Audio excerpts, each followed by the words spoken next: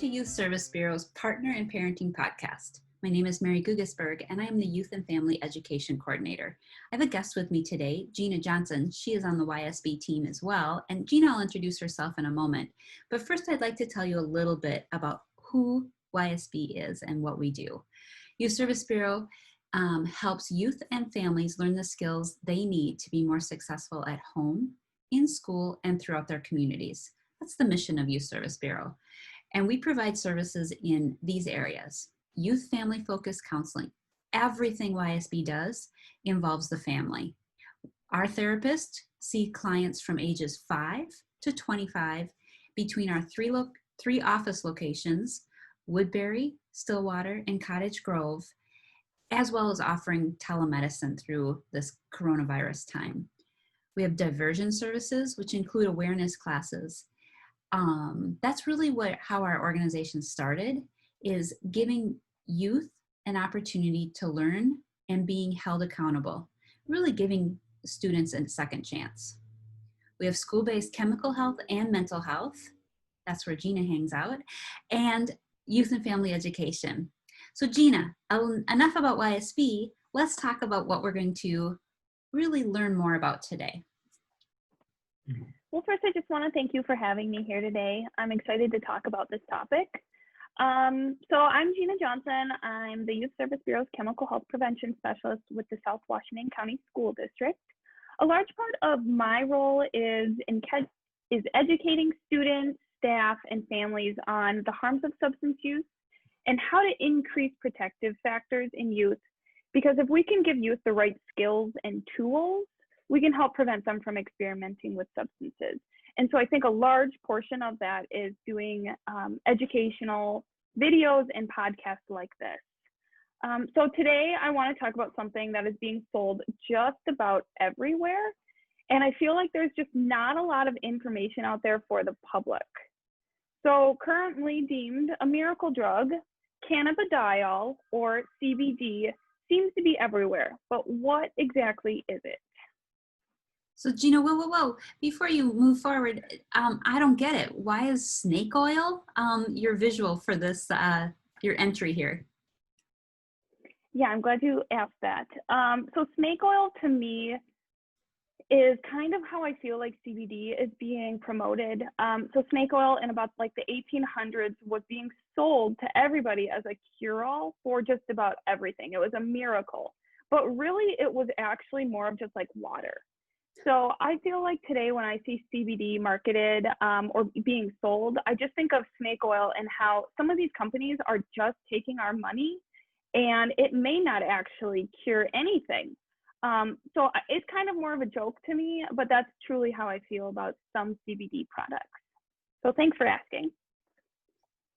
Appreciate it. Thank you. So first, let's back up and talk a little bit about the origin of cannabis. So the plant cannabis, right here, is what we recognize as the marijuana and hemp plant. There are different species of the cannabis plant, but I won't really be getting into that today. The cannabis plant has chemical compounds called cannabinoids found in it. Our brains actually have natural cannabinoid receptors that these compounds may bind to. Two of the more common cannabinoids are delta-9 tetrahydrocannabinol, kind of a mouthful, which is more commonly known as THC, and cannabidiol, known as CBD. The difference between CBD and THC is that CBD does not get you high, and THC is the mind-altering component in the plant that does get you high. So unfortunately, research on the therapeutic benefits of CBD is low, and that's because cannabis is a Scheduled I drug.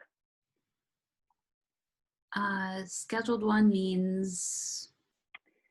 So the DEA, or Drug Enforcement Agency, actually uses a scale for all of the drugs that we know of, between a scale of 1 to 5.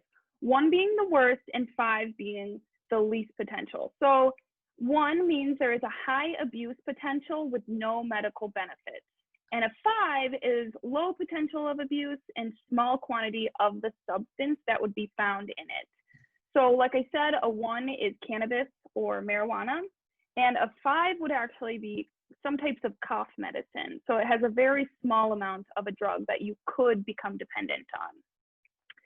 So unfortunately, the classification of being a Scheduled 1 drug makes it really hard for research companies to do tests and research because it's federally illegal. You can't buy marijuana legally. So it's illegal to possess and it's illegal to get money, or I guess it's more of it's really hard to get money for research. So it's been really hard to find any really any research on marijuana, whether it's good or bad. And like I said, CBD is found in the marijuana plant. Thank you. That's a very helpful information. Thanks. So THC, CBD. Right. Now, the next piece I wanted to talk about is marketing. And earlier when I likened it to snake oil, I really feel like it has a lot to do with their marketing. So there's been a huge boom in CBD products in the past few years due to the revision of the Agricultural Act in 2018. So this removed hemp from the Controlled Substance Act, making it legally distinct from marijuana. So now you have hemp and marijuana. And it will now recognize hemp as an agricultural crop, meaning it's not illegal to grow. Currently, the FDA, or Food and Drug Administration, has the responsibility to regulate the products marketed with CBD. However, they're very loosely regulated, if at all. This means companies should be following certain guidelines, but no one is really enforcing them unless there are health embellishments.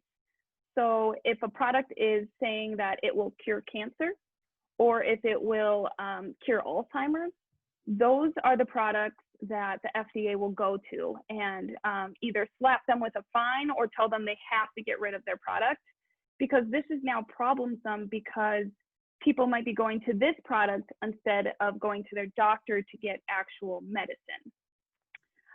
So that's been a very serious problem. Same with just really any of these products. They have been marketed to cure just about everything, and we'll get into that in a little bit. But the big issue is, oh, sorry. No, that's all good. I've even seen it that, we're a mental health agency, and where this will help people with their anxiety. And that just causes me to pause. I appreciate when you said, talk to your medical professional. So thank you. Yeah, and that has been a huge worry for me as well. I think it's giving people false hope of, oh, I can use this product instead of, learning healthy coping skills or talking to my doctor. Mm-hmm. And maybe your doctor will prescribe CBD. We'll get to that in just a couple minutes as well. The other big problem with how CBD is marketed, and because there are such few regulations around it, nobody is looking to see if they're finding THC in the products. So like I said, THC is that illegal compound that will get you high. So if you're using a product and there's also THC in it, you are probably not experiencing the same properties that you would if it was only CBD. And this is really scary because some people are giving these products to their kids, and that means their kids are basically using marijuana without even knowing it. And I also feel like there's a big misbelief or lack thereof of information of whenever you see CBD, people often assume that's just THC and it's going to get me high. Mm-hmm. So I just think there's such little information out there. And it's also important to note that CBD is actually legally not allowed to be added to food or anything you'll drink. So that's where my picture at the bottom comes in, because you'll still find it everywhere. You'll find it in drinks, but it's legally not supposed to, which I think is really interesting.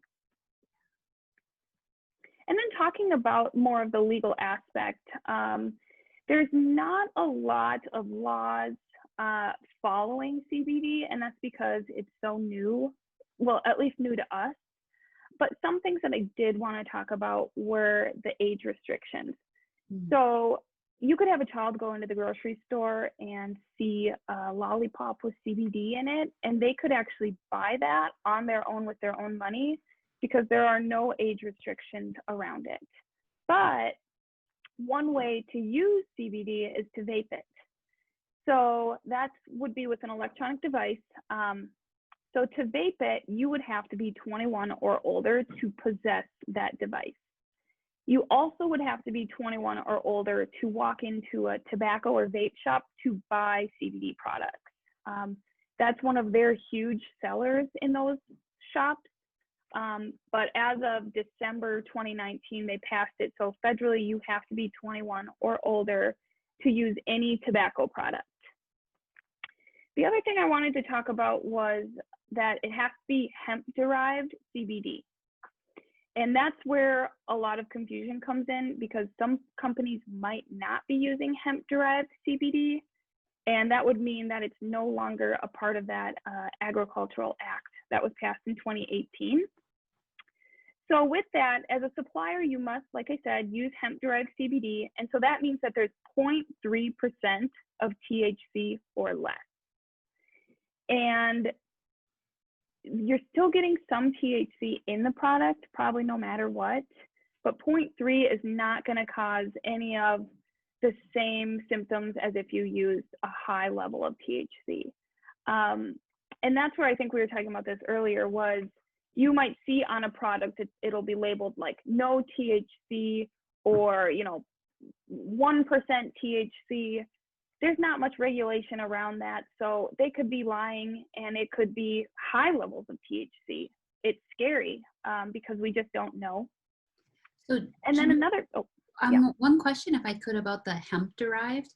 How do I know that it's hemp derived? Like, do you have guidance on where I look on a package or how I can figure that out? That's a really good question. And unfortunately, it should be right on the package, but very likely it's not going to be. And that's just because there's not much enforcement around it. Some companies might not even realize that they're supposed to only have hemp-derived CBD. So great question. Sometimes you can go onto a website if it's a reputable source or product. You can go onto their website and you can actually trace back and see where they're getting their products from. So those are the sources that I would, if you ever wanted to use CBD, that's what you should use.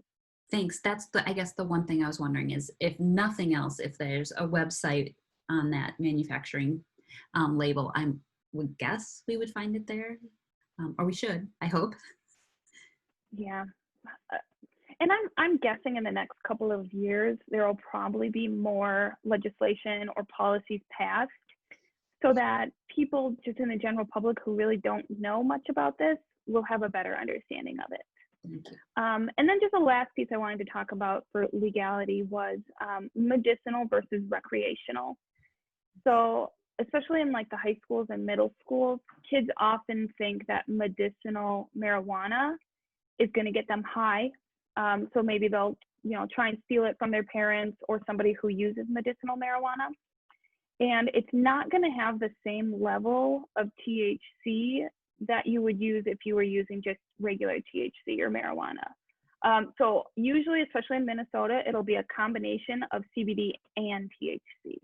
Whereas if you were using recreational marijuana, which is illegal here in Minnesota, you would only be getting THC, and it would generally be a very high level of THC. And just to add in that, I know we called, just to make sure we don't forget, Youth Service Bureau, we do have another podcast about a deeper dive on marijuana, and I invite you to check that out as well. Thanks, Gina. And then moving on to the health around CBD use. Side effects from CBD alone are fairly minor, which I guess is a good thing, but also is also a little confusing. But the side effects would be dry mouth, dizziness, or nausea. The biggest or most serious side effect that I've heard or read about around CBD is it can negatively interact with other medicines that you're on. So if you're on a certain type of medication for anxiety or for your heart or anything, it would be very wise to talk to your doctor first before using this product, because that's the biggest negative or most serious side effect I've seen, is that it can negatively impact that. And same with for little kids, you know, you might not, it also could potentially affect our brain development. So that's why it's technically illegal to buy it like in a vape shop or tobacco shop until you're 21, because our brains are pretty close to being fully developed. But that's why I would highly encourage young people to not use this product, because we have no idea if this could negatively impact our brain development. And for me as a prevention specialist, that's one of the things that I'm most passionate about, is making sure that we can really raise our kids to be the healthiest that they can be. And one other negative impact that I learned about CBD was it could potentially, in high levels, be toxic to our liver. And that was most often seen when they were using it as a medicine prescribed by their doctor. It would be pretty high levels of CBD, and your doctor just needs to monitor your liver because of that, which could potentially be pretty scary. So these are all things that you need to think about going into if you were to use this product. And then I felt like it was important to include potential benefits, because as I was doing this presentation, I kept telling everybody I was talking about CBD, and they felt like I was only going to talk about the negatives, but I really should talk about the potential benefits. So there are some things that CBD can help. It can help with seizure symptoms. We know of one FDA-proven drug called Epidiolex, and we know that that can actually really improve young kids who have a few certain types of seizures. It can help with their symptoms, and it can help really minimize those seizures. So I think that's huge, and that's where CBD has really been in the news lately for that product. But otherwise, you'll see that CBD can treat pain, treat depression and anxiety, just like you had mentioned, Mary, help treat acne. It may also be beneficial to our heart health and diabetes prevention and substance abuse treatment. So that's a long list, and that's not even half of the list that you'll find online that it could potentially help. But like I said, since it's a Scheduled I drug and there haven't been a lot of studies done, we just don't know if it's going to help us in the way that we're hoping. So I would always recommend to go to your doctor and talk to them first about the things you're experiencing and why you actually want to use CBD. And then as a prevention specialist, I always think it's so important to talk about healthy options. So other things that we can use instead of this potential substance. So teaching kids or even ourselves learning healthy coping skills is a way that we can deal with and treat our anxiety, our sadness, or our depression. So a couple of those would be yoga, meditation, and then a website that I love to use is changetochill.org. And you can actually go online and type in all the different things that cause stress in your life. So basically just 2020. And it will come up with like a 3-step plan of how you can minimize your stress. And that's really geared towards young people, but I think it's been very beneficial as an adult as well. And then another huge healthy option, If I could also add, and I invite you to check out YSB. One of our mental health therapists did a presentation, recorded a message on coping and healthy coping, ways to cope. So I would encourage you to check out that podcast as well. Thanks, Gina. Yeah, thanks for bringing that up. Another important piece is to seek professional help. One, I would say talk to a therapist if you are experiencing anxiety or depression. That's what they're there for. They're here for us to talk to them. And we need to really break the stigma around that, because some people think that they must really be screwed up before they go to a therapist, and that's just not the case. So I think we need to break that stigma. And then also, I had mentioned this earlier, is talk to your medical provider, whether that's a general practitioner or just your doctor, about whether you're interested in taking CBD, what your ailments are, and whether or not you are currently taking CBD. You need to be upfront with them, because like I said, it can interact with other medications, and it's really important that we don't deal with that, especially when we now know that CBD can negatively interact with those. So those are just a couple of healthy options. There are a ton, and like Mary said, go check out that coping podcast as well. And then my last slide is really about the resources. So ysb.net, we have a plethora of different articles, different, conversation starters, a lot of different stuff talking about chemical health and mental health. And I think that's a great resource. Our YouTube page, we have, and I wish I would have put the actual name of it, but Mary, maybe you can include that, there's a lot of different presentations and podcasts we've done on just about everything at this point around chemical health and mental health. So check those out. A lot of my information that I get around marijuana, vaping, or this specific topic, I look at drugfree.org. It's a great website with a lot of information. And then these last two resources are where I specifically got most of my information around CBD. So the RTI is a peer-reviewed article. And then this other link is actually a FDA member giving congressional testimony around CBD. And it's where you kind of learn a little bit more about the legality behind it. Perfect. So yeah, I think that's it. Mary, do you have any other questions about CBD that I didn't touch on? I guess the main thing, the reason that this surfaced is because it is so readily available. I thought, you walk through the supermarket to the gas station to obviously vape shops, and I thought there's just so many unknowns that thank you, Gina, for just really enlightening us and giving us more info and places to look if you need a deeper dive, even deeper yet. So thanks. Yeah, and one thing I want to leave you with is, if you do want to use CBD, and that's your own personal choice after I've talked all about it, make sure you use it for a longer period of time, because it really could be a placebo effect. And you just really don't know unless you're using it for a long period of time. So I would give it, a couple months even, to really see if it is helping with your anxiety or your pain. But when I say that, I want to also make sure you're telling your medical provider that you're using this product. Thank you. Excellent information. Thanks for the research on this. Thanks for teaching us. And just thanks for all the prevention messaging you bring to our schools and kids and community. Yeah, you're welcome. I'm happy to do it.